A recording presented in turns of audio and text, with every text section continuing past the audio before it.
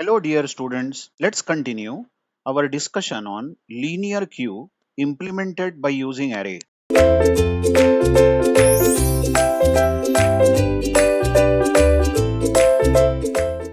In the previous video, we saw how to insert a new value in linear queue.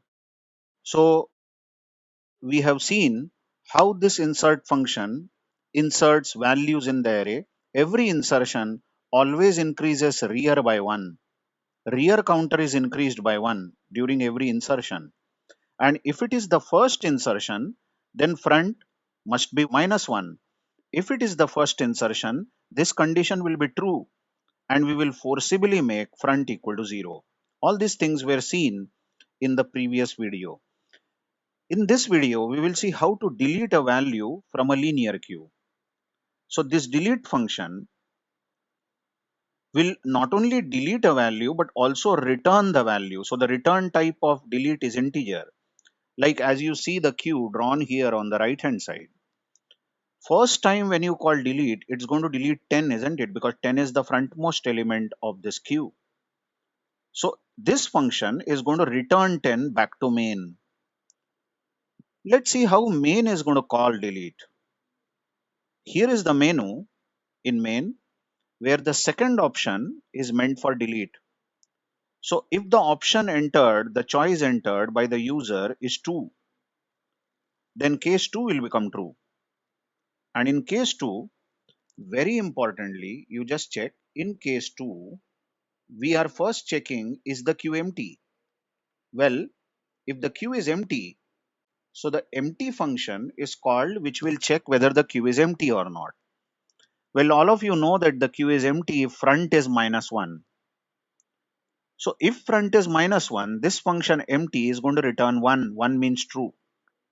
And if true is returned, then the brackets of the if, you notice, is having true value.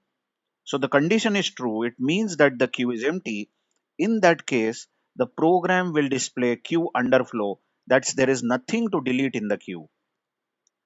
Whereas if empty returns false, indicating that the queue is not empty, then this if is false. So we will land in else and we will continue to call delete.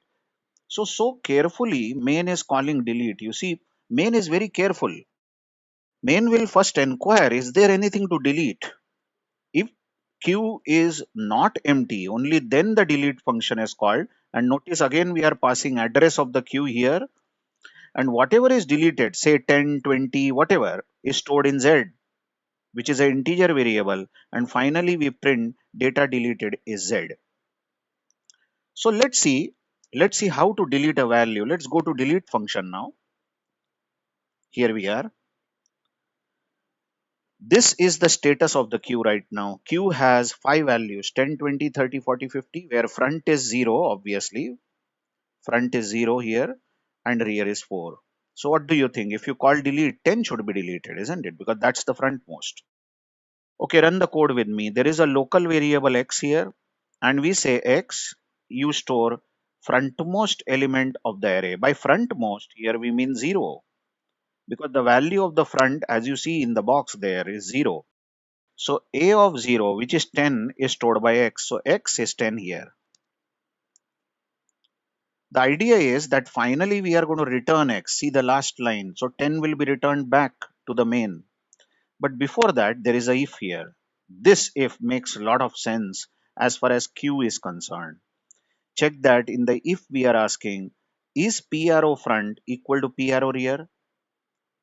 Now watch, p arrow front, I'll write it here again.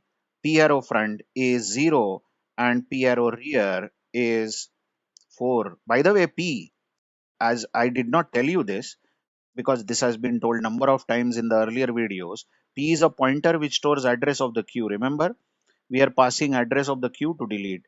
So delete function has p which is pointing to the queue.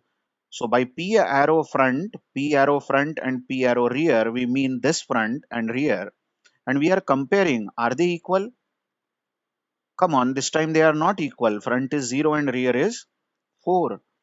So we execute the else portion where we say front plus plus.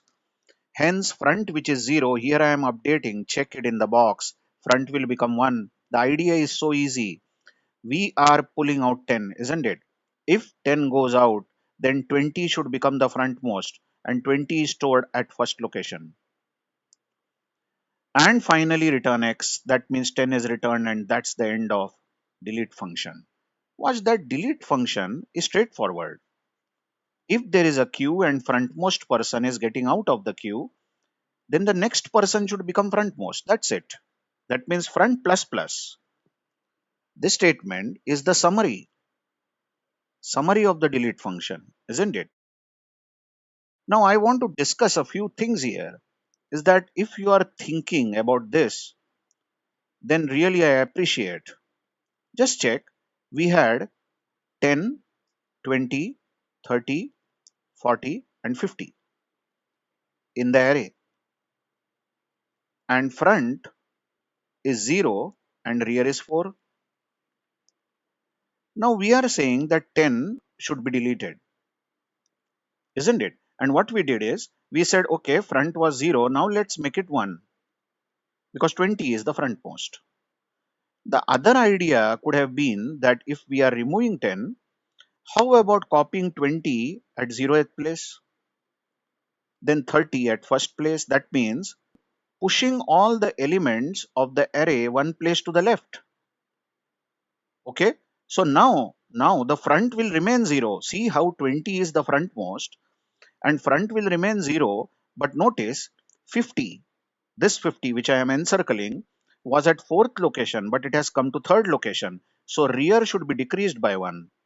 This can be another strategy to delete a value. We can push all the elements one place to the left, and that's the way how real life queue works actually. If this is a service counter, just imagine, and some people are standing in the queue waiting for service, and if this person finishes the work and gets out, then obviously this person is shifted up, isn't it? Shifts ahead so that all the people shift ahead. So this person obviously becomes frontmost. But then why are we not doing this?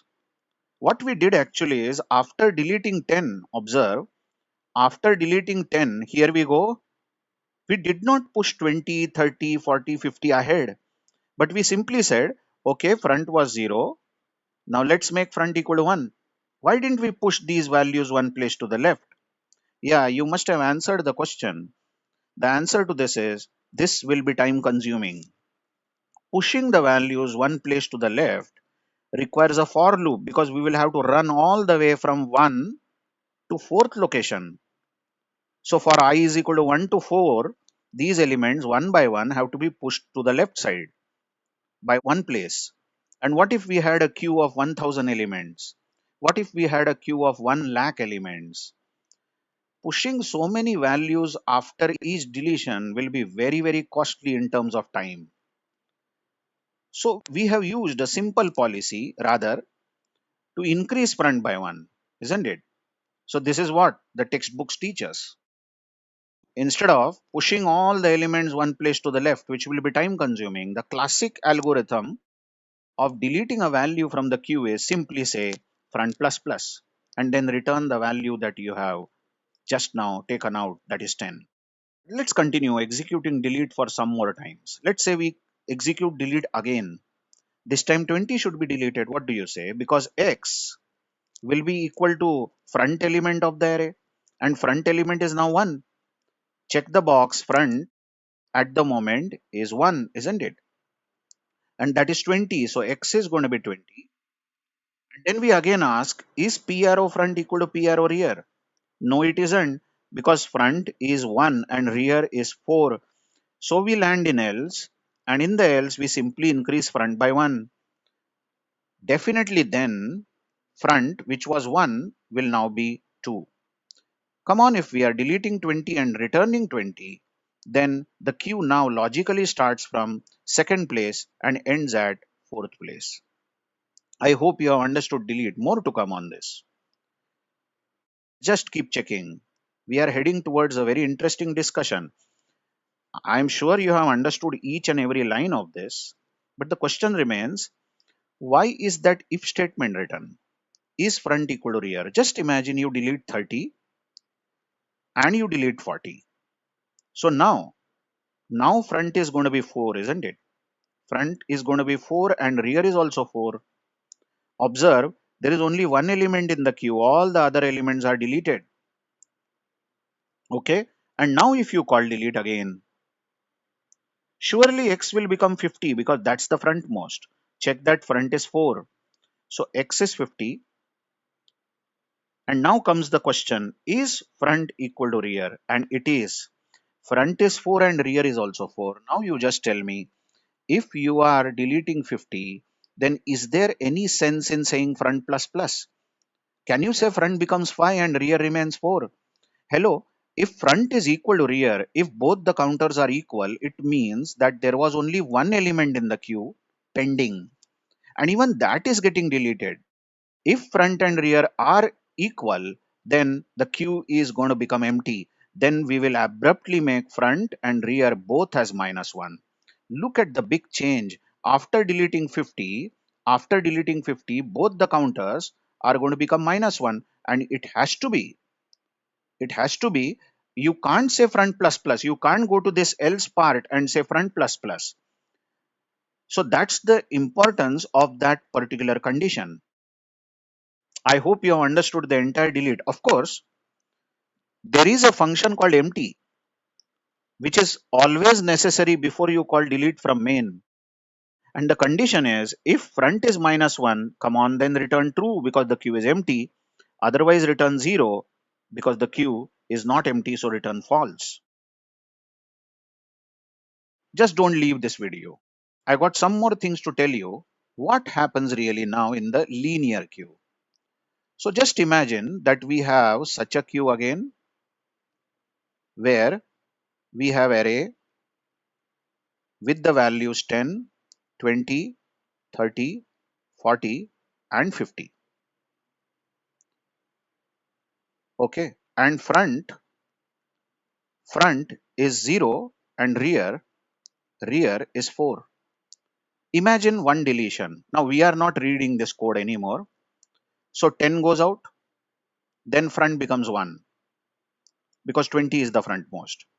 Okay, delete one again, one element again, 20 is deleted, so front becomes 2. Okay, so we have executed delete 2 times. And suddenly, user feels that we want to insert one more value, 60, say, one more value. So user calls insert function. Now you tell me, is there any room in the queue? Pause it.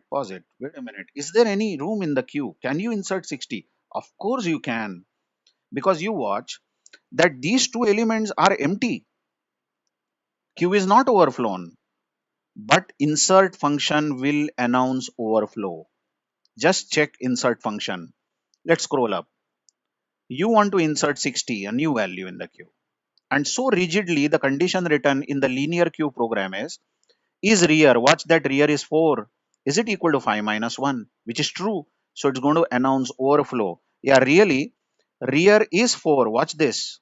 Because 50 is stored at the 4th place. And it simply says, look, rear is at the last element of the array. So 60 can't be inserted. But actually, two elements are vacant.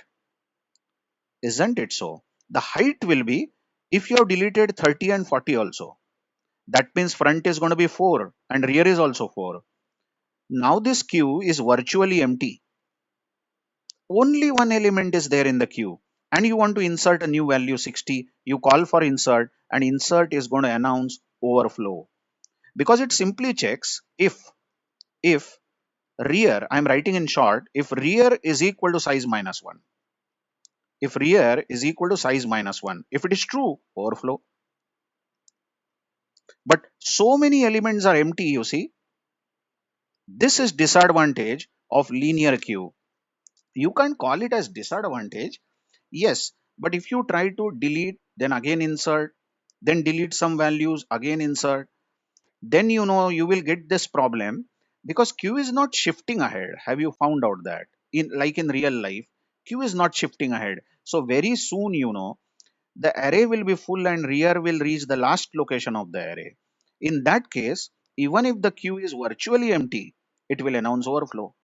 This disadvantage will be removed by circular queue using arrays, which we will see after this topic. But then when we join, again, we will see another function called display, how to display a linear queue. Thank you very much.